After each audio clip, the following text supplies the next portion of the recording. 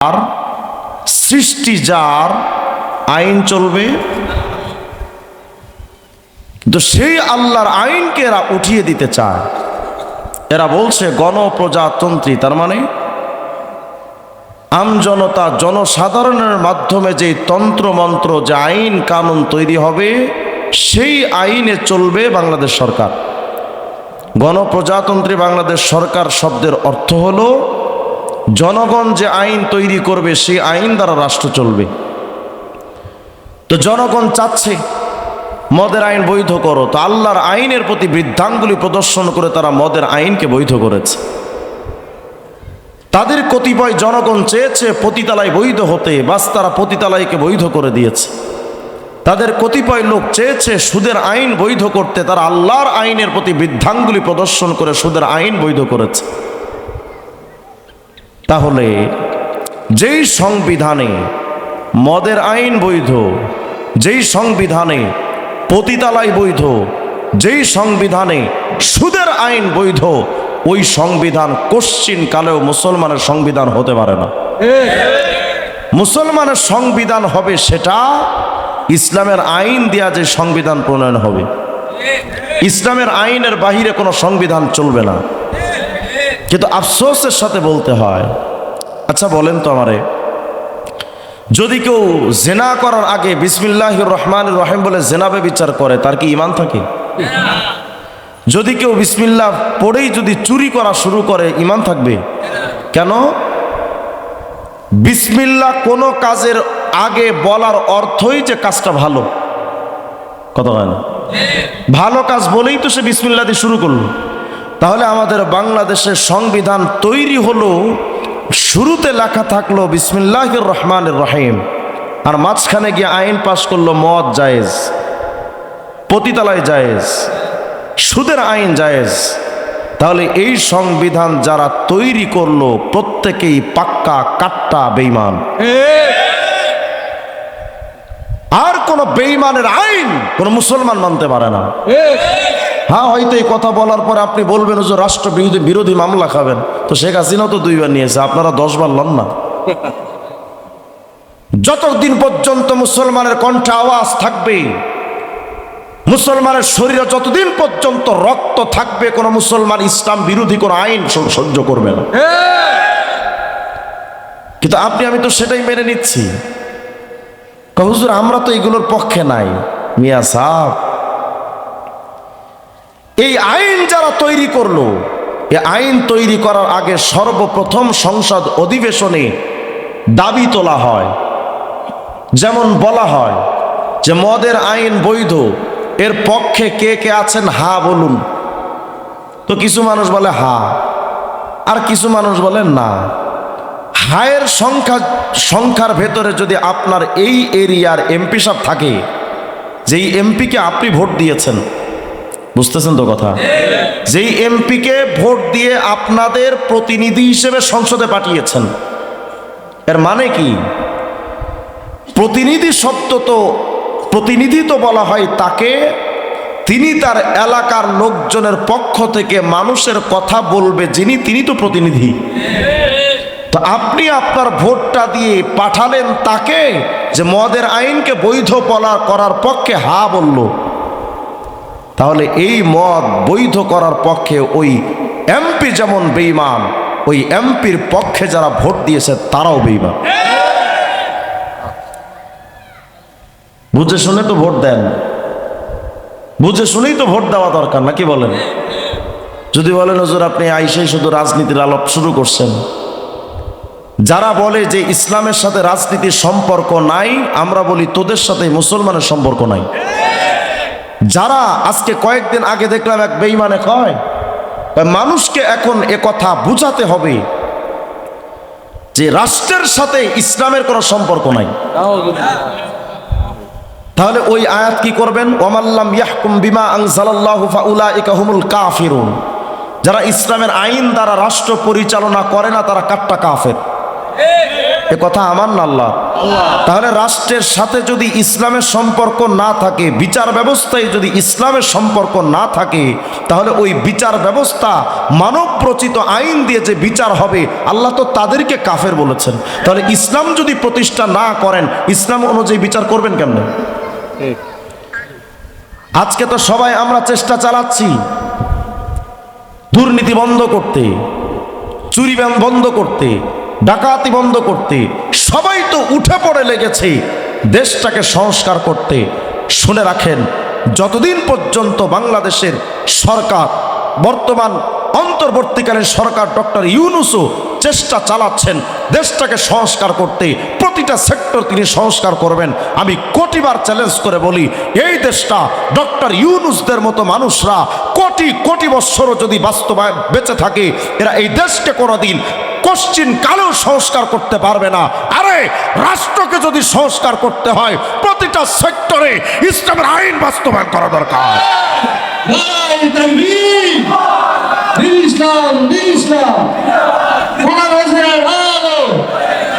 সংসদে আলো,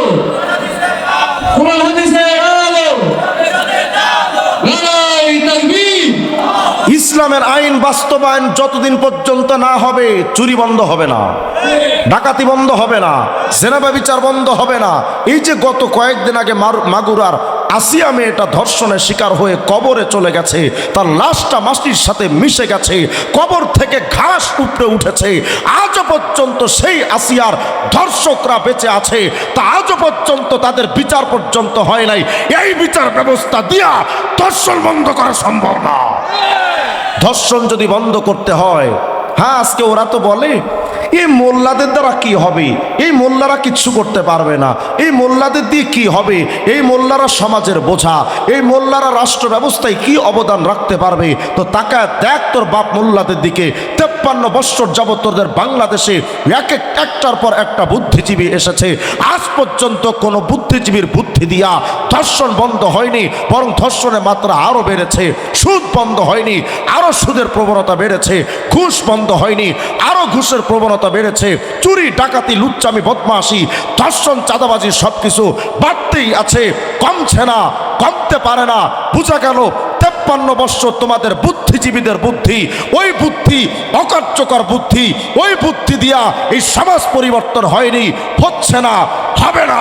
তোমার গণতন্ত্র, সমাজতন্ত্র, রাজতন্ত্র, প্রজাতন্ত্র, সাম্যবাদ, পুঁজিবাদ, জাতীয়তাবাদ, বস্তুবাদ, ধর্মনিরপেক্ষ মতবাদের মতো কুফরি মতবাদ দিয়ে 53 বৎসর বয়স পর্যন্ত আমার বাংলাদেশে শান্তি তো জনগণ পায়নি, একটার পর একটা স্বৈরাচারের আবির্ভাব হয়েছে, আজ পর্যন্ত দেশে শান্তি আসেনি। কিন্তু তোমরা যারা বলো মোল্লারা কি করতে পারে, আমি জানতে চাই তোরা কি ঘোড়ার ডিম পারিস আমাদের দেখা। 53 বৎসর তোমরা তো কিচ্ছু পারো নাই, কিন্তু মোল্লারা কি পারে? তো তাকায় দেখ তোর বাপ মোল্লাগুলোর দিকে, আফগানিস্তানের দিকে তাকায়া, মাত্র সামান্য কয়েকজন আফগানিস্তানের তালেবান, মাথায় টুপি দিয়া, মাথায় পাগড়ি রেখে, সামান্য গুটি কয়েক তালেবান, সামান্য কয়েকজন হুজুর আর মোল্লারা মাত্র 3 বৎসরের ব্যবধানে এমন একটা রাষ্ট্র তৈরি করেছে আফগানে, যেই আফগানে এখন আর চুরি নাই, ডাকাতি নাই, জেনা নাই, ব্যভিচার নাই, লুচ্চামি বদমাশি নাই, দুর্নীতি নাই। এখন বর্তমান পৃথিবীর সর্বশ্রেষ্ঠ দুর্নীতি মুক্ত রাষ্ট্রের নাম আফগানিস্তান, জেনা মুক্ত রাষ্ট্রের নাম আফগানিস্তান, ধর্ষণ মুক্ত রাষ্ট্রের নাম আফগানিস্তান। যেই রাষ্ট্রে যুবতী, একজন তাকরা যুবতী গভীর রাত্রে রাস্তা দিয়ে হেঁটে যায়, কোনো বখাটে যুবক তার দিকে লোলুপ দৃষ্টিতে তাকানোর হিম্মত পর্যন্ত করে না। কোনো মানুষ যদি হাতে লক্ষ লক্ষ ডলার নিয়ে হাঁটে, তার দিকে কোনো ডাকাত রক্ত চক্ষু দিয়া তাকাইতে পারে না। সুতরাং প্রমাণ হয়ে গেছে, মোল্লাতন্ত্র ছাড়া এই সমাজ পাল্টাবে না। আমরা যখন কারাগারে গেছি, গত স্বৈরাচার সরকার আমলে আমি তো 2বার গেছি কারাগারে আমরা যখন ঢুকতাম তো উপরে লেখা দেখতাম, লেখা থাকতো রাখিব নিরাপদ, দেখাবো আলোর পথ। কি ঘোড়ার ডিমের আলোর পথ দেখাইছে আমার, টাটকা মিথ্যা কথা। আজ পর্যন্ত কোনো আসামি কারাগার থেকে বের হওয়ার পরে আলোর পথে ফিরে এসে সে সুন্দরভাবে জীবন পেয়েছে এমন কোনো প্রমাণ আছে? বরং মুরগি চুরি করে ঢুকছে, কারাগার থেকে বের হওয়ার পরে গরু চুরি করা শুরু করছে, এমন প্রমাণ অহরহ আমরা দেখেছি। কিন্তু আমি আপনার কাছে শত শত প্রমাণ দিতে পারি, যেই আদালত মানুষকে আলোর পথ দেখাতে পারলো না, আমি এমন বড় বড় চোর দেখাতে পারবো, বড় বড় ডাকাত সন্ত্রাস দেখাতে পারবো, বড় বড় বেঈমান দেখাতে পারবো, বড় বড় সুদখোর আর ঘুষখোর দেখাতে পারবো, যারা মোল্লাদের কাছে গিয়ে তাবলীগ জামাতে গিয়ে তারা ভালো হয়ে গেছে। চরমোনাই, উজানি, নানুপুর, ঢালকানগর, দেওয়ানা, আল্লাহওয়ালা বুজুর্গানে দিনদের কাছে গিয়ে তারা আলোর পথে ফিরে এসেছে। এমন প্রমাণ আমি হাজার হাজার ভুরি ভুরি আপনাকে দিতে পারবো। সুতরাং এটা প্রমাণ হয়ে গেছে, মোল্লাতন্ত্র ছাড়া এই সমাজ বদলাবে না। অতএব সমাজকে যদি বদলাতে হয়, ইসলামতন্ত্র দিয়ে, মোল্লাতন্ত্র দিয়ে সমাজ পাল্টানো দরকার। কিন্তু আপনি আমি তো ওই জায়গায় নাই। সারাক্ষণ থাকবো হুজুরদের পেছনে, যে হুজুর আপনারা আছেন যেখানে, আমরা আছি সেখানে। ভোট দেওয়ার ক্ষেত্রে ওই গণতন্ত্র পার্টি, ওই সমাজতান্ত্রিক দল, ওই জাতীয়তাবাদী দল, ব্যাস তাদের দিকে আপনি আমি দৌড়াচ্ছি। শুনে রাখবেন মুসলমানেরা, গণতন্ত্র, সমাজতন্ত্র, রাজতন্ত্র, প্রজাতন্ত্র, সাম্যবাদ, পুঁজিবাদ, জাতীয়তাবাদ, বস্তুবাদ, ধর্মনিরপেক্ষ মতবাদ, আল্লাহ বলেছেন ওয়ামা আতাকুমুর রাসূল ফাখুযু ওয়ামা নাহাকুম আনহু ফান্তাহু। আমার রাসূল যে শরীয়তে ইসলামী তোমাদেরকে দিয়েছেন, সেই শরীয়তকে তোমরা ব্যক্তি জীবন, পারিবারিক জীবন, সামাজিক জীবন, রাষ্ট্রীয় জীবন, আন্তর্জাতিক অঙ্গন, সর্বক্ষেত্রে তুমি ইসলামের আইনকে বাস্তবায়ন করে নাও। তোমার রাষ্ট্র ব্যবস্থা সুন্দরভাবে চলবে, তোমার ব্যক্তি জীবন সুন্দরভাবে চলবে। কিন্তু ইসলামের আইনের প্রতি বৃদ্ধাঙ্গুলি প্রদর্শন করে যতই তুমি বড় বড় বুদ্ধিজীবী হও, মাথা চুল পড়বে, কিন্তু শান্তি পাবা না। এটা বোঝানোর জন্য ছোট্ট একটা উদাহরণ শোনেন। মনে করেন আপনি চীন দেশে গেছেন একটা মেশিন আনার জন্য। চীন থেকে একটা মেশিন আনলেন। মেশিনটা যখন বাংলাদেশে আপনি এনেছেন, এই মেশিনটা চালানোর জন্য চীন সরকার আপনাকে দুটো জিনিস দিবে। কথা বুঝতেছি তো? মনোযোগ দেন দিই। চীন সরকার আপনাকে দুটো জিনিস দিবে। এক নাম্বার, একটা চটি বই দিবে, যেটার নাম হলো ক্যাটালগ, নীতিমালা। অর্থাৎ এই মেশিনটা কিভাবে চালাবেন, এটা সব নিয়ম কানুন। ইলেকট্রিক জিনিস কিনলে একটা ছোট্ট বই দেয় না, এটার মধ্যে লেখা থাকে কিভাবে মেশিন চালাতে হবে। আর এই মেশিন চালানোর জন্য অভিজ্ঞতা সম্পন্ন একজন ইঞ্জিনিয়ারও দিবে, যেই ইঞ্জিনিয়ার গিয়ে এই মেশিন চালানোটা প্র্যাকটিক্যালি আপনাকে দেখায় দিবে। কারণ বই দেখা তো সব হয় না। বই দেখে যদি সব হতো তাহলে ডাক্তার হওয়ার জন্য মেডিকেল কলেজে ভর্তি হওয়া লাগতো না। বই দেখে সব কিছু হয় না। এজন্য অভিজ্ঞতা সম্পন্ন একজন ইঞ্জিনিয়ার আপনার সাথে বাংলাদেশে পাঠাবে। উনি বাংলাদেশে এসে আপনার এই মেশিন চালাবেন কিভাবে, তার সব কিছু আপনাকে প্র্যাকটিক্যালি দেখায় দিবে। তো চীন থেকে যখন আপনি মেশিনটা বাংলাদেশে আনলেন, মেশিন আনার পর পরের দিন সকালবেলা এই চাইনার ইঞ্জিনিয়ার ক্যাটালগ নিয়ে আপনার মেশিনের কাছে গেছে মেশিন স্টার্ট দিতে। কিন্তু মেশিন যখন স্টার্ট দিতে গেছে, আপনি তো খাঁটি বাঙালি, মেজাজ খারাপ, যে আমার পকেটের টাকা দিয়ে আমি মেশিন কিনলাম, তুই হারামি চাইনার সুংসাং ভুংবাং চাইনা, তুই এসে আমার মেশিনের কাছে মাতবাড়ি করবি, এটা তো মানা যায় না, আমি তো জাতে বাঙালি। আপনি গিয়ে চাইনার ইঞ্জিনিয়ারকে সুন্দর করে একটা কানসা বরাবর মারছেন, একটা থাপ্পড়, যা বেটা এখান থেকে ভাগ। আর চাইনা সরকার যে ক্যাটালগ দিয়েছিল, নীতিমালা, বইটা, ওটা ছিঁড়ে টুকরো টুকরো করে ডাস্টবিনে ফেলে দিলেন। এখন তো ক্যাটালগও নাই, ইঞ্জিনিয়ারও নাই। আচ্ছা বলেন তো, এখন এই মেশিনটা যদি চালাতে হয়, নিজে মাতবাড়ি করে চালানো ছাড়া আর কোনো উপায় আছে? এখন বেচারা গেছে মেশিন স্টার্ট দিতে গিয়ে নিজে মাতবাড়ি করে, যেখানে তেল দেওয়া দরকার সেখানে জনমের মতো পানি ঢালছে, যেখানে পানি দেওয়া দরকার সেখানে গ্যাস দিয়েছে। বলেন তো এই মেশিনটা সুন্দর করে চলবে? কথা কয় না। এবার আল্লাহ কি বলে শোনেন। আল্লাহ রাব্বুল আলামিন বলেন, ক্বাদ জাআকুম মিনাল্লাহি নূরুন ওয়া কিতাবুম মুবিন।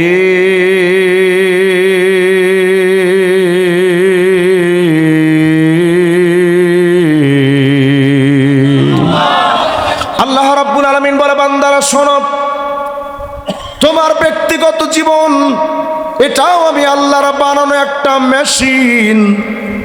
তোমার পরিবার, তোমার সমাজ, তোমার রাষ্ট্র ব্যবস্থা, তোমার আন্তর্জাতিক অঙ্গন, এক কথায় পুরা দুনিয়াটা আমি আল্লাহর বানানো একটা মেশিন।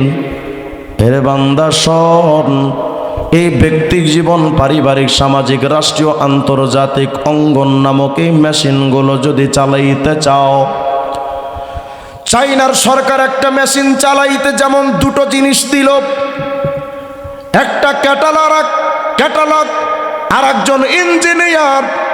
এ দুনিয়ার মানুষ শুনো, তোমার এই পুরা দুনিয়ার প্রত্যেকটা অঙ্গন কেমনে চালাইবা, এজন্য আমি আল্লাহ তোমার জন্য দুটো জিনিস দিলাম। এক নাম্বার, কদ জাআকুম মিনাল্লাহি নূর, মুহাম্মদ নামক একজন ইঞ্জিনিয়ার দিলাম। ওয়া কিতাবুম মুবিন, আর কোরআন শরীফ নামক ক্যাটালগ। কোরআন নামক ক্যাটালগ, মুহাম্মদ নামক ইঞ্জিনিয়ার। তাহলে কোরআন দিয়া আর নবীর সুন্নাহ দিয়া, এই দুইটা জিনিস দিয়া তোমার ব্যক্তি জীবন চালাইবা। তোমার ব্যক্তি জীবন হয়তো তুমি টাকাওয়ালা নাও হতে পারো, কিন্তু এমন শান্তি অন্তরে অনুভব করবা, কোটিপতিরাও তোমার ওই শান্তি কোনোদিন তারা খোঁজ করেও পাবে না। তোমার ব্যক্তি জীবন সুন্দর করে চলবে, তোমার ব্যক্তি জীবনে কোরআন সুন্নাহ দিয়া ব্যক্তি জীবন চালাও। হারাম পথে জীবনে আরাম পাবা না। নানুপুরি হযরত একটা কথা বলতেন প্রায় সময়, হারামে আরাম নাই। বলেন তো, আবার বলেন, আবার বলেন, হারামে আরাম নাই। মাদ্রাসার হুজুররা, আলেমরা হয়তো 10,000 15,000 টাকা বেতন পায়, মাস শেষে তাদের ঋণ হয় না, সুন্দর করে তাদের জীবনটা চলে। বিবিবাল বাচ্চা নিয়ে 3 বেলা ভরপুর খানাও খায়, খানা খাওয়ার পরে আবার পানও চিবায়, কথা হয় না। আর হারাম খোর, সুদের টাকা, ঘুষের টাকা মাসে ইনকাম করে 2 লাখ, মাস শেষে ঋণগ্রস্ত হয়ে যায়, আকিস বিড়ি কেনার মতো টাকাও থাকে না। এই জন্য ট্রেনের মধ্যে অন্ধ এক ফকির একটা গান গাইতেছিল, কয়, 5 তলাতে নাহি রে শান্তি, শান্তি আছে গাছতলা, কথা কয় না। 5 তলাতে, বিশ্বাস করবেন আপনারা, ঢাকা শহরে যারা বাড়িওয়ালা, ওরা যেটা খায়, এই বাড়ি তৈরি করতে যে রাজমিস্ত্রি যায়, এরা ওই বাড়িওয়ালাদের থেকেও ভালো খায়। বিশ্বাস হয় না আপনাদের? বাড়িওয়ালার ঘরে হয়তো আয়োজন থাকে অনেক ভালো, কিন্তু খাইতে তো পারে না, ডায়াবেটিক্স, পেটে সমস্যা, রুচিতে সমস্যা, ডিপ্রেশন, মাস শেষে কিস্তি, কত ধরনের টেনশন, খাওয়ান তো ভাল লাগে না। কিন্তু ওই গরিব বেচারা সারাদিন কাজ কইরা বাড়িতে গিয়া ভরপুর খানা খায়া ঘুমায়, তার কোনো টেনশনও নাই, মাথা রাখতে দেরি, ঘুম আসতে দেরি না, আর ওর কপালে জুতা মারলেও তো ঘুমায় না, কথা বলেন। 5 তলাতে নাহি রে শান্তি, শান্তি আছে গাছতলায়, সেই শান্তি তুই পাইবি যদি, সেই শান্তি তুই পাইবি যদি, আল্লাহর জিকির করে দেখ নিরালায়। 5 তলাতে নাহি রে শান্তি, শান্তি আছে গাছতলায়। শান্তি দেওয়ার মালিককে। হারামখোর, সুদের টাকা কামাইছো, ঘুষের টাকা কামাইছো, হাজার হাজার কোটি টাকার মালিক হয়েছিল এমপি মন্ত্রীরা, এখন ঘরেও থাকতে পারে না। শান্তি কেড়ে নিলেন কে? তোমার সম্পদ, তোমার সবকিছু বিলীন হবে, তুমি শান্তি খুঁজে পাবা না। হারামে জীবন আরাম নাই। হারাম টাকা দিয়া তুমি 20 তলা বিল্ডিং বানাতে পারো, 20 তলা বিল্ডিং এর একেবারে সর্বোচ্চ উপর তলায় তুমি এসি রুমও বানাইতে পারো। আরে বেটা, এসির বাতাস তোমার হাত পা ঠান্ডা করতে পারবে, কিন্তু মনের জ্বালা তো এসির বাতাসে ঠান্ডা করা যায় না। শান্তি দেওয়ার মালিক কে? এই ব্যক্তি জীবনে যদি শান্তি পাইতে চান, অনেকে এমন দেখা যায় যে টেনশনে গিয়ে আকিস বিড়ি টানে, কথা কয় না, আছে না? কিরে তুই আকিস বিড়ি টানস কা? কয় টেনশনে আছি, কথা কইস না। নাম দিছে, এটার নাম নাকি সুখ টান। সুখ টান মানে টেনশন থাকলে এটা টাকলে নাকি সুখ অনুভব হয়। কেউ না বুঝলে কিছু মুরব্বীরা ভালো বুঝে, কিছু কিছু চাচা আছে দেখেন এমন বিড়ি টানা টানছে জীবনে, চাপা চোপা ভেঙ্গা পরে হিরো আলম ফেল। বিড়ির আগুন দিয়া মনের আগুন ঠান্ডা করা যাবে না। মনের আগুন যদি ঠান্ডা করতে চাও, আল্লাহ পাক বলেন আলা বিযিকিরিল্লাহি তাতমাইন্নুল কুলুব। তোমার অন্তরে শান্তি দিতে পারে একমাত্র আল্লাহর জিকির। এই জিকির মানে শুধু জিকির, আল্লাহ আল্লাহ জিকির করবেন বিষয়টা এমন না। জিকির মানে জিকিরের অনেক অর্থ আছে। আল্লাহ আল্লাহ জিকির, এটাও একটা জিকির। আল্লাহর বিধান মানা, এটাও একটা জিকির। কথা বলেন। আল্লাহ পাক বলেন শুনো এই দুনিয়ার মানুষ, আল্লাহর বিধান থেকে যদি দূরে সরে যাও, আমান আরাদান যিকরি ফা ইন্না লাহু মাঈশাতান দাকা। আল্লাহর বিধান থেকে যদি দূরে সরে যাও, আমি আল্লাহ তোমার জীবন দেব, কিন্তু জীবনটা হবে একটা অশান্ত জীবন। বলেছেন কে? তাহলে আল্লাহ যেখানে বললেন আমার বিধান না মানলে জীবন পাবি অশান্ত জীবন, তাহলে আল্লাহর বিধান উপেক্ষা করে অশান্ত জীবন নিয়ে যদি হুজুরের কাছে তাবিজ নিতে আসেন, কাম হবে? তাবিজ নেওয়ার আগে ব্যক্তি জীবনে আল্লাহর আইন ফিট করো, নইলে ব্যক্তি জীবনে শান্তি পাওয়া সম্ভব না। পারিবারিক জীবনে যদি শান্তি পাইতে চাও, আল্লাহর বিধান চালাও। আল্লাহর বিধান যেই পরিবারে চলে না, ওই পরিবারে অশান্তি বন্ধ হয় না। কথা বলেন। বউ মাতবাড়ি করে আর স্বামী পয়সা হাকিস বিড়ি টানে, মাতবাড়ি করে কে? বউ। আচ্ছা বলেন তো আমারে, আল্লাহ বলেন আর রিজালু কাওয়ামুনা আলান নিসা, মাতবাড়ি করবে পুরুষরা মহিলাদের উপরে, আর এখন মহিলারা মাতবাড়ি করে পুরুষের উপরে। করলো উল্টা, আল্লাহর বিধানের অনুযায়ী না করে উল্টা করলো, ফলাফল কি হয়? কোনো যুবক যদি জানে যে ওই পরিবারে মাতবার মহিলা, কয় তওবা আস্তাগফিরুল্লাহ, ওখানে বিয়ে করা যাবে না। কয় কেন? কয় ঘরে ডাইনি। কথা কয় না, ওই ঘরে বিয়ে করা যাবে না, ঘরে ডাইনি আছে, মহিলা মাতবার। যদি এই কথা বাস্তব হয়, আমি আপনার কাছে প্রশ্ন করি এবং স্পষ্ট ভাষায় বলতে চাই, 10 সদস্যের পরিবারটায় মাতবাড়ি যদি মহিলার হাতে রয়, ওই পরিবার যেমন শান্তিময় হয় না, 18 কোটি জনগণের ক্ষমতার মসনদ যখন নারীর কাছে দিবা, ওই পরিবারেও কোনোদিন শান্তি আসতে পারে না। এটা আমার কথা নাই, হুজুর বলেছেন লা ইফলিহু কওমুন ওয়াল্লাহু আমরাহুম ইলান নিসা। ওই জাতি কোনোদিন সফল হবে না যেই জাতি তাদের নেতৃত্ব মহিলাদের হাতে তুলে দেয়।